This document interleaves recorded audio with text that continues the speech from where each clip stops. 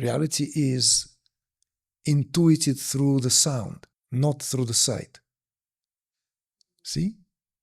So the definition of the Rishi or Rishi is the one who has access to that pool of sound.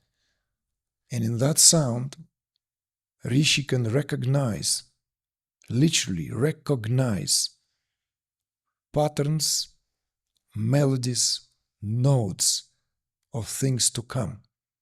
That's the definition of the seer. It's maybe a stream of sound, and once attention is given to that stream of sound, Rishi can begin to detect, sense into which sounds of this frothing, bubbling above the Planck scale are to become reality.